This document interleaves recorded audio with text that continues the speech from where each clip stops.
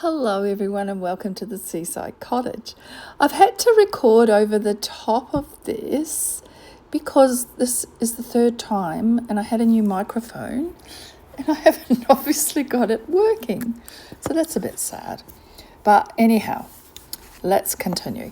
So this is my Roxy's Journal of Stitchery Volume 8 and the first prompt, which was your favourite doily. I think that's what it is. And I have been missing in action for a little bit because I have been so unwell and also went on holiday. So that's probably the reason. So yeah. So I hope you're all well. And I thought I'd better come and share what I've been doing and to catch up with everybody. So this first prompt, I've just done some little French knots and I'll probably put some little hexies around the outside. It'll be an ongoing thing anyway. Yeah, so it was so much fun doing that. I really thoroughly enjoyed it. So the next prompt was something thrifted, which all of this material has been thrifted. The little bunnies were a fabric from Sobe created. And then I've used some ribbon around the outside, which I've overdone the ribbon. And I thought, oh, look, I've stitched it on there now. It can just stay there. I just can't. I can't be doing it. It is what it is. Let's just go for it. Let's just hope that it's, it can just stay there for the meantime. Yeah, so that was a bit of a fun one to do. And it also has the doily on it, the lace doily, which is the next prompt as well. So yeah, it's all a bit of fun. Yeah, so much fun. Gosh, it's hard to record over the top. I didn't realise.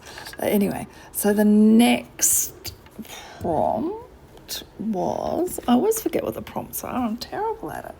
Really very bad. I think it was favourite fabric. So yeah, I've done some favourite fabric things and I've embroidered on it as well. So I put the little birds on it and the blue to match, and that's the lacy doily that I'm pointing out there. And I'll do some more thread painting on it. So that kind of covers two prompts, which are the favourite fabric and also your own embroidery.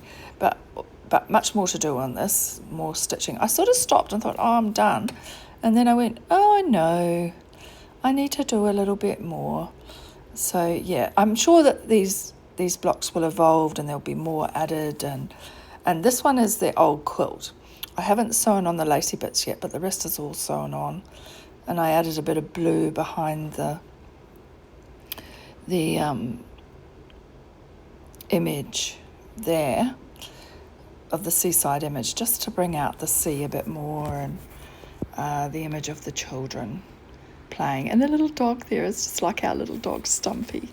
So yeah, it was a bit of a tribute to Stumpy as well there in that one, which was really a bit of fun to do, but still more work to go on that. I've kind of had to catch up a little bit because I've been away and lots of things going on, and I'm sure, but I have enjoyed hearing everybody's lovely stories of their nanas and that as well. That's been really interesting. So this is my chic nana one, and it reflects our nana. I just would like to just say though that there in the next part of the video there will be a collection that includes historical family photos of deceased relatives. So please tune out now if these images may be confronting for some. They are shared in the spirit of remembrance to honour our ancestors and preserve their stories. So, if you feel confronted by these images, please tune out now and come back another day. And thank you for joining me thus far. yeah, so I do know that for some people, sharing these images can be quite confronting. However, I did want to share these photos because it is also, for my family, it brought up a whole lot of things. And I'd phoned Dad and asked him about, the nanas, because I couldn't really quite remember him. Oh, right, sorry, there was somebody at the door. So when I phoned my dad, who was 91, and I just asked him, he said, well, really the story goes further back than just my grandmother. It goes to my great-grandmother back in the 1800s to the 1900s, and her name was Nana Drew. And she had the honour of having the title of tailor, which I didn't realise back in the day that was an honour given to really males, because her sewing was so fine, and it dressed not only her own family but also set the standard in the community that a woman could be a tailor. And my dad, who was her grandson, carried her legacy, he said, quite proudly, although sometimes when he was a boy he was a bit embarrassed because he was the best dressed schoolboy in shirts and trousers that was so finely made that his classmates would tease him for looking too fine amongst the crowd, which, in those days it was sort of depression and things were hard to come by, and here's my dear dad, quite well dressed, poor fellow. But Nana's Drew's gift was not kept to herself. She passed it on to her daughters, teaching them to sew and crochet. And Dad, of course, was the only boy amongst all this house full of women and grandmothers.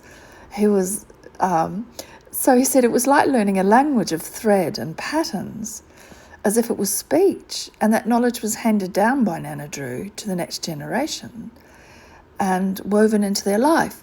And what she taught Dad was how to paint. He was a great painter. So, yeah. So her story was not just one of cloth and lace, but resilience and partnership as well, Dad said, because her husband after the war lost his sight to blindness, but he still worked with his hands for the Blind Society. So all this lovely story came out that I knew nothing about. And the family joined in his talents by painting these trays. And the daughters would crochet doilies, sandwich doilies for the trays, and Dad would paint the images on the inside. And they would go in the fairs and shows, and they won prizes for their skills, for the love that they put into these trays. And it was just such a lovely story. It really brought tears to my eyes. So Nana Drew's memory lives on, not only just in the stories from Dad, but in the buttons fastened, the doilies laid with care, every garment sewn with pride. And her thread continues unbroken, Dad said, binding past to present, reminding us that craft is never just craft. It is heritage, dignity, and is made with love and is visible. So there you go. What a story that is of Nana Drew. So, yeah, he was quite emotional about telling the story, and I'm really pleased that I did ask him, because I had no idea that this whole storyline would come about. And also my mother, so it's kind of in the genes really, she was a great knitter, and she would knit lovely fair old jumpers, not just for us children, but for all the people in the neighbourhood, because it was very cold. And you didn't go and buy a jumper net back then. It was all knitted and beautifully. I can remember having one with a little deer on it. I loved when Snow White came out. So anyway, my Auntie Gwen, when Dad turned 70, she made this album for him called This Is Your Life and presented it to him. And some of the images in here are photocopies, because the original photos would have been kept in her collection. But yeah, so I hope you don't mind if I share them, because I'm sure that in later years Ruby and Rochelle might be a little bit interested. So here is a photo of my dad and his dad, and they're just so beautifully dressed, and all these shirts and things were made by the woman in the family, which is just unbelievable. Yeah, I just couldn't believe it when Dad said no, it was all sewn. And this is the wedding photo of my Nana and Granddad, and all the wedding party were all sewn by the female family members, all the lace. I used to look at this and think to myself, oh, it's a bit old-fashioned, but now I look at it with pride and think, oh my goodness, you know, it was in years where they didn't have much and they just sewed it all. And I'll just share a couple of images that are in here of my dad, which is quite funny really. So here's my dad as a boy, and he's got his little long trousers on and his shirt, looking very, very swish. And the photo there is of my grandmother, and she had crocheted that shawl that she was wearing. Yeah, it's just gorgeous. I just love it. Yeah, very fond memories. And this is my dad now. Look, he was just such a naughty little boy. I can see that he was quite disgusted that he had to wear these little outfits that Nana Drew had made for him to wear. Yeah, so cute. He's so grumpy looking. Very, very cute. Now, the other legacy of our family was that all the women sailed. We were all sailors, and I love being by the sea, and I was also a great boat person when I was much younger. And this is Nana Marge. She's at the tiller of the boat. She's got a little dinghy that she would have hopped on to get to the yacht, and off she's gone.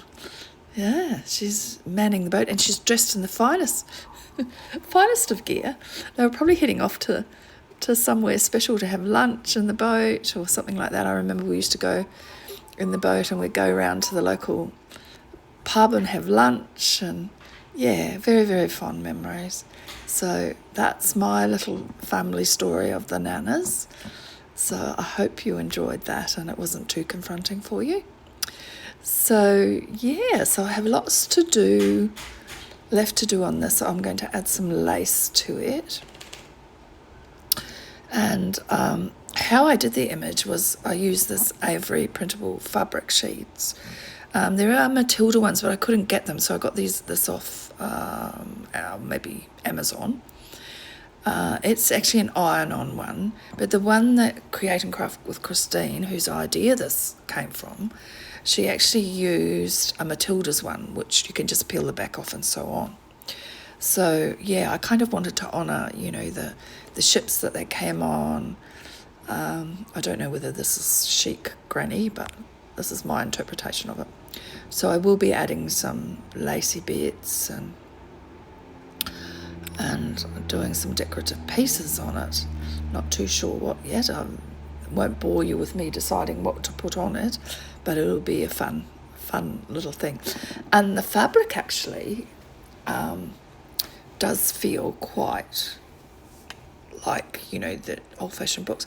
These are some La Mode images that I had, and Create and Craft with Christine, the lovely Christine, she pointed out that under Wiki Commons, these images are now all available in the public domain, which is really good. So I've kind of tried to put in the sailing ships and the lady in the little fishing boat, and these are just some of the images that I used to create the piece of fabric that I'm going to use. So yeah, those are just images that I've actually hand painted myself because I couldn't get any here in Australia, and these are just some of the bits and pieces that I had to create the image, and it's ironed onto the backing, so it should be quite, I'm hopeful. Let's try it out.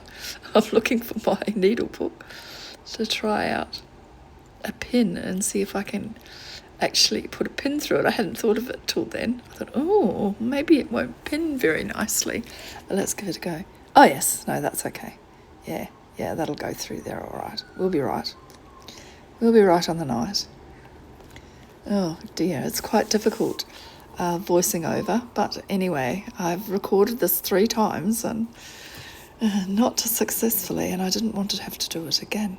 But anyhow, so now I think the next thing I'm going to show you is just some little op shop finds that I have. Oh yeah, I'm just deciding what lace I'm going to use there, I think. And yeah, just thinking about a few things that I can put on there. And also, if you want to change the colour of your lace, you can always just use a bit of archival ink, which is permanent, and add a pinch, change the colour of your lace, which, if you only want to use a little bit of lace, which I probably will use on this, you probably don't really want to be tea dyeing it, and you can just use some of those nice inks, and you end up with a lovely brown colour. And it is permanent. So yeah, I quite like the rusty look. I'm a bit of a, shabby chic sort of girl. So yeah, I can hear the magpies outside at the minute. They're just singing for their supper. I've got a baby we've nursed him all the way through winter, and when we came back from our holiday, he sang for us. He was right there. Oh, you're home. Thank goodness for that, which is really, really good. I was really a bit worried he might not survive. He was such a scraggy looking youngster. Still is, actually. So this is the op shop find that I had for $1.50. It is, now I'm looking at the bottom here, hand painted by M. Hall, Brisbane, 1983. Now it's just a really gorgeous little thing. And this is the little pin dish, or a dish for putting your rings in, and it's just got Japan. So they really didn't go together, but when I saw them, I thought, oh, yes, they do. So they'll be really fascinating to make Christmas gifts out of. Don't mind my yucky little thumb there. I jammed it in something and it went as black as anything. So, yeah, they make a nice little pin dish, a nice little Christmas present. Put in the stockings. What else did I get? Let me see. Oh, yes, this. Now, this, I wasn't going to get it, and it was $4, and I went, oh, look, you know what? You can come home with me. It's just pretty. And I remember my mum, she used to do what she called a luncheon spread, and she'd pop this, because the flies over here would drive you demented in the summer. Over her, this lovely spread, she would have made a banana cake and scones, and she'd pop a very fine thing like this over her spread for lunch, and just keep the flies off all your food, which was really good. And I went, oh, you are pretty. You can come home for $4. It's machine done, but it is a pretty little thing. There are a few spots on it, so it had been used, which is always good. So I'll give it a good soak, and yeah, it's just a really nice little thing, that is. Excuse me, I've still got a bit of a frog in my throat, but definitely much better than I was. Now, this is a little lace thing that I picked up, and I'm not sure if it's hand done or machine done, but it's so fine. And I was going to use it in this project, but it was a bit big. But I think it's actually a cuff. There's only one of them. It's a one-off, and very pretty little thing. Yeah, quite cute. I quite like that. You come across those, and there's generally just one of them. So yeah, it'll appear somewhere, no doubt. And then, oh, this little box. Oh, how cute was this little teddy box? So I picked that up at my op shop travels, and it's got HB 2009 on it, and it's the cutest little thing, Teddy, and it's sewing, and it's got a little tape measure and buttons and scissors and all sorts of lovely, lovely little things in there. And you open it up, and there's these pin cushions inside. I think they're machine stitched, but you can always use a pin cushion. They never go astray. I have them everywhere. I have an absolute fear of a pin going in a paw or a person's foot. I remember my poor old dad. He sat on a cushion where we'd been sewing and got a pin in him. Unfortunately, back then in the day, the pins were that one's actually stitched with some woolen thread. The pins were better steel, but even back then it was like you never used a pin for getting a prickle out or anything. It was always a needle. Now these were little needle books, and I originally thought that they were all glued on, but they're actually stitched. So they're actually a really nice little thing. And there were two of them. I think they were $2 each. So I just thought, oh well, you can never have enough of these things. But I really like the idea, because when I was on holiday, I've got rather a large needle book that holds everything that I love, that I made. But when I was on holiday and fished it out in the lounge, there were lots of other people there, and I mean, it was a bit confronting really, because I've got all these needles and scissors and whatever in this needle book. And I thought, well, actually, look how perfectly that goes. Wouldn't that be good? You could just pull out this little one that's got your needles, that you're using at the moment, and just have that out rather than this whole needle book. Because imagine if I'd lost, on the cruise ship, lost a pin in one of their cushions. Oh, gee, wouldn't that be terrible? So, yeah, I thought, oh, I quite like that little idea that you could just have something little like that and pull it out and away you go. You could also, just stitch around the edge there and make it a bit more decorative.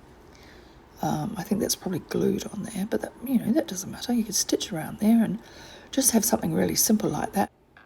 Oh, sorry, I had to go and get a drink of water. I was losing my voice again.